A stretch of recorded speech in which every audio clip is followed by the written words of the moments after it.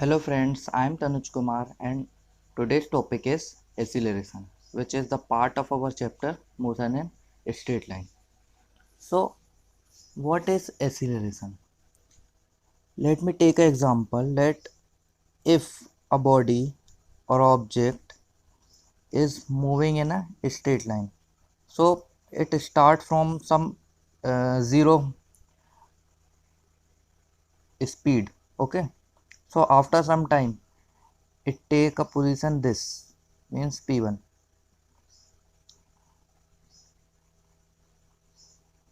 We can say it as a initial position,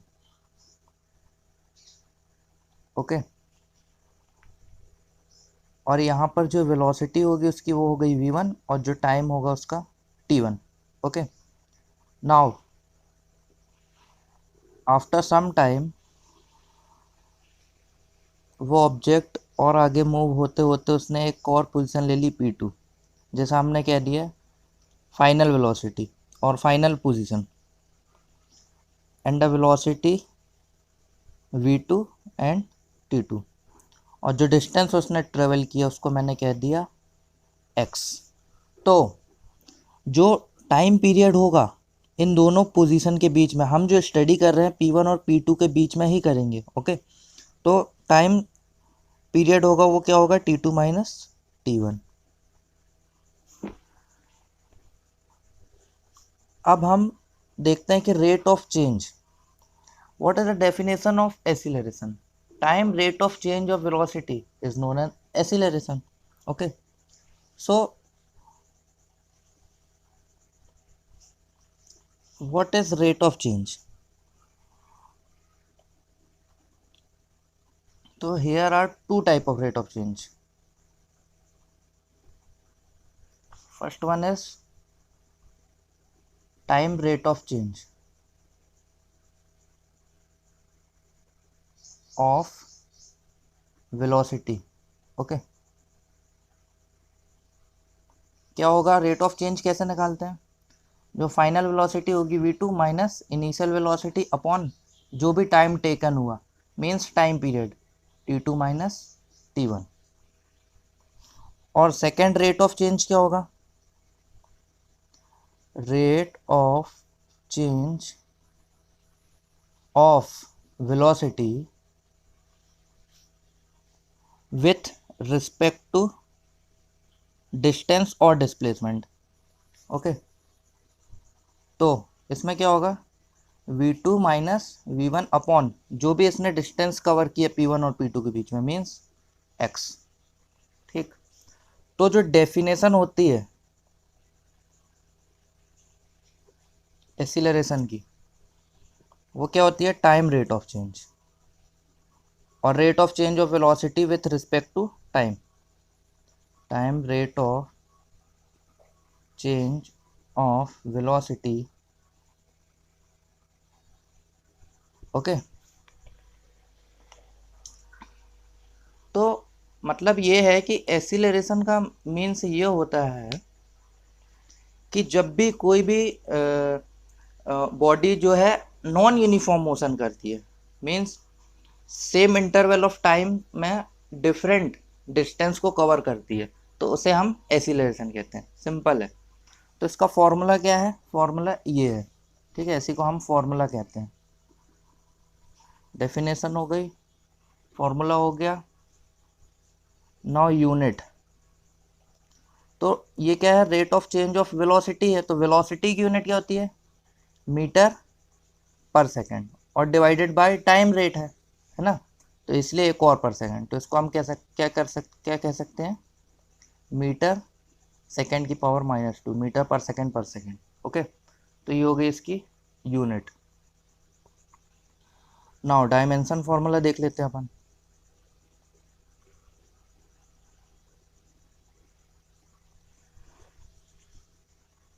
velocity का dimension formula क्या होता था, m0, मतलब मास तो रहता ही नहीं है, l की पावर 1 और t की पावर -1 होता था, लेकिन यहाँ पर 2 बार टाइम डिवाइड हो रहा है इसलिए -2 होगा। तो ये हो गया इसका dimension formula.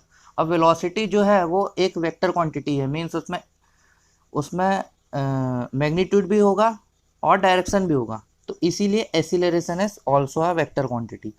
So what is the direction of acceleration? तो डायरेक्शन ऑफ एक्सीलरेशन क्या होगा? जब हम v2 वेक्टर को माइनस v1 वेक्टर को, इनका जो भी मैग्नीट्यूड आएगा उसका जो डायरेक्शन होगा, v2 माइनस v1 को जो डायरेक्शन होगा वही एक्सीलरेशन का डायरेक्शन होगा।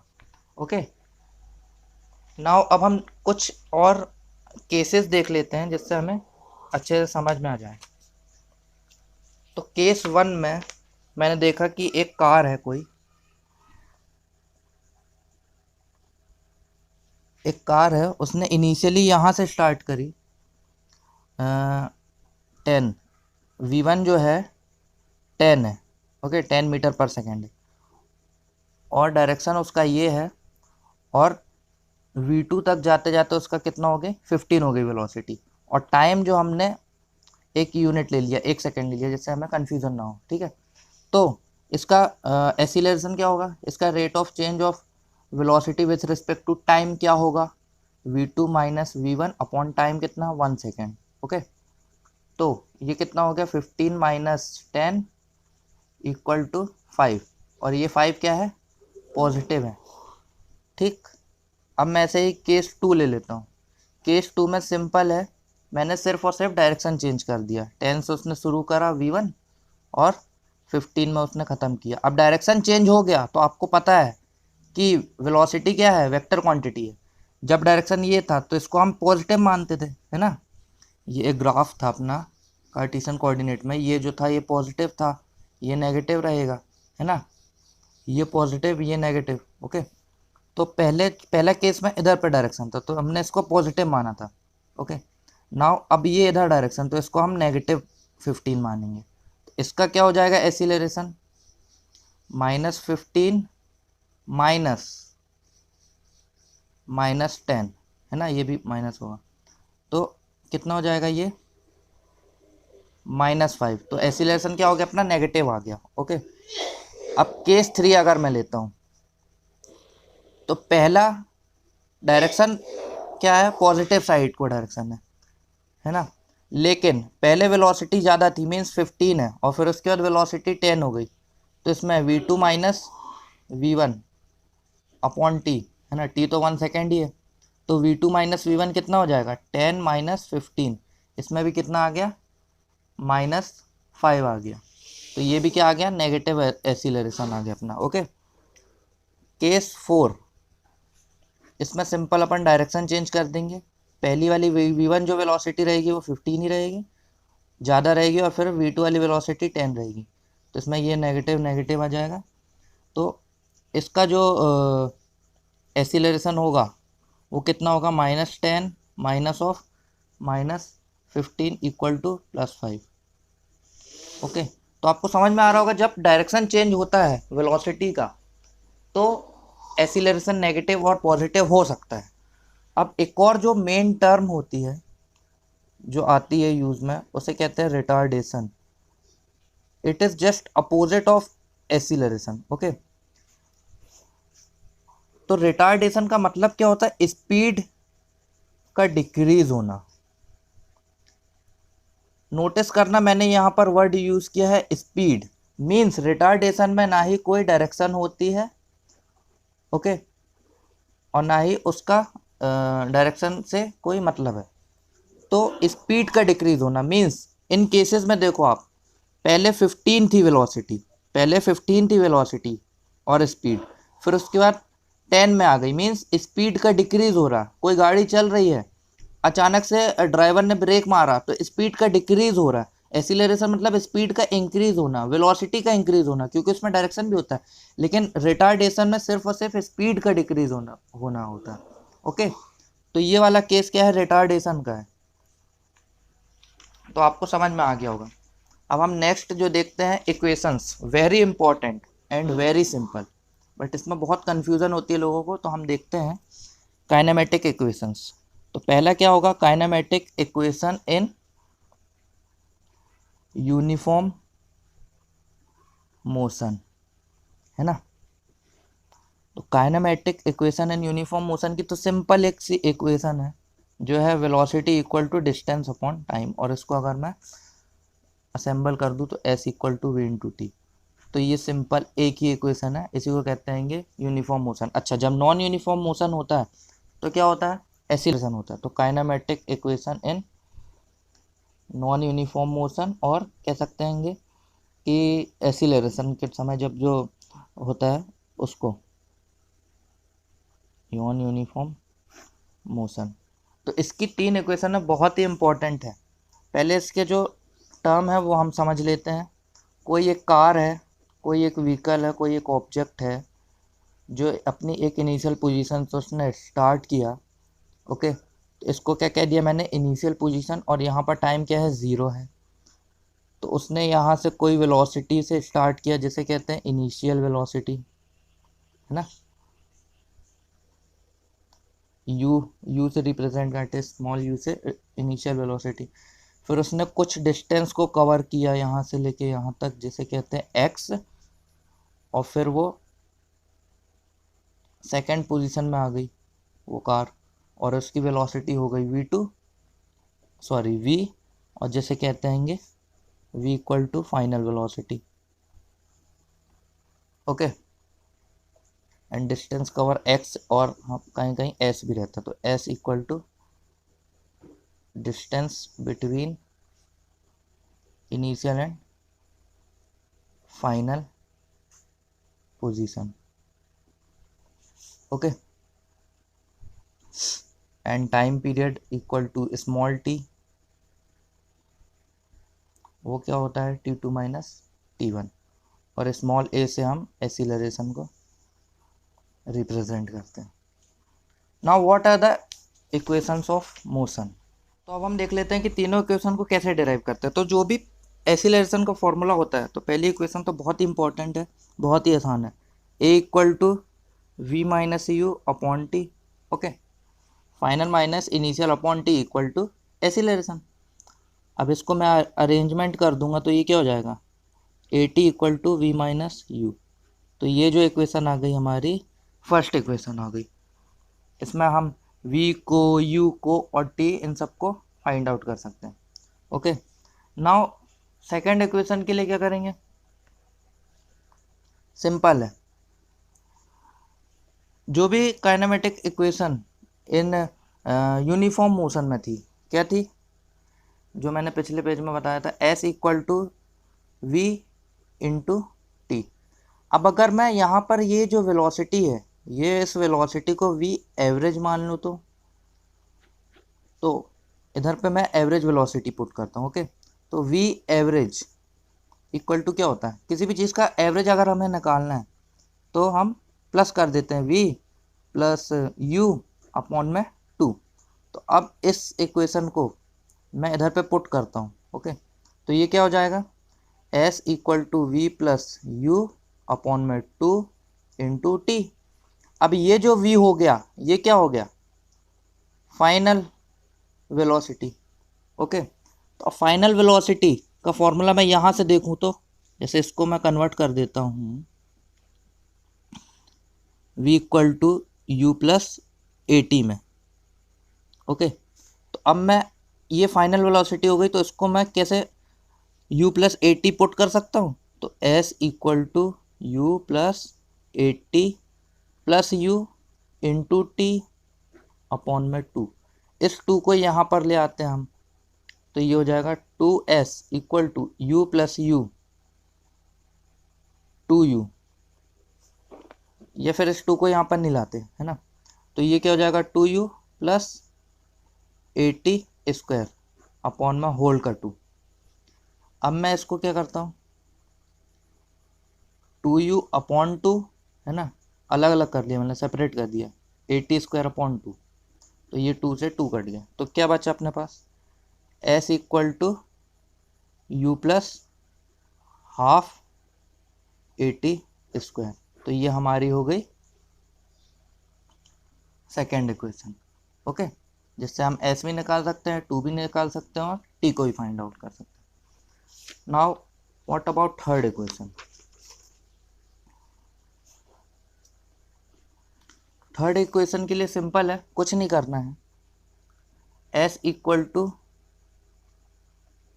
V plus U upon T upon 2 into T, ये वही है।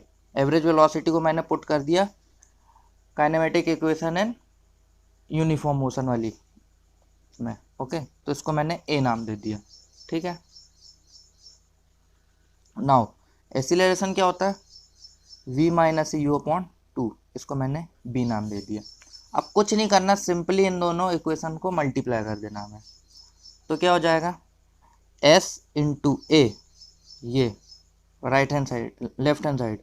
अब राइट हैंड साइड में क्या होगा, v plus U upon 2 into T whole multiply by v minus U upon 2। Okay, तो इसको मैं कैसे लिख सकता हूँ, A S equal to V plus U, V minus U, है ना,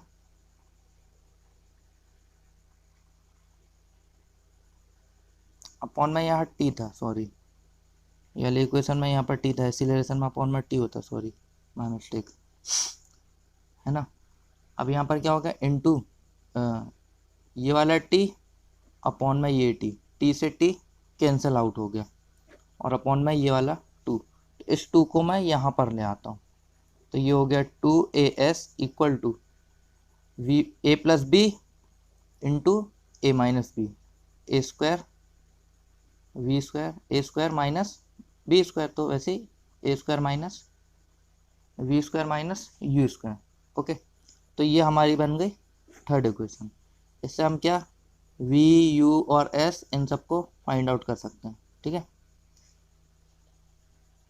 तो ये हमारा uniform equations, non uniform motion में काइनेमेटिक इक्वेशन क्या होती है वो हमने फाइंड आउट कर लिया। क्या क्या देखा हमने, पहली इक्वेशन, ये बहुत ही इंपॉर्टेंट इक्वेशन है और इनको हम यूज़ करते हैं, u plus A T, second क्या थी, s equal to U T plus half A T square, और थर्ड क्या है 2as equal to V square minus U square. तो ये है काइनेमेटिक इक्वेशन। अब हम देख लेते हैं साइन कन्वेंशन।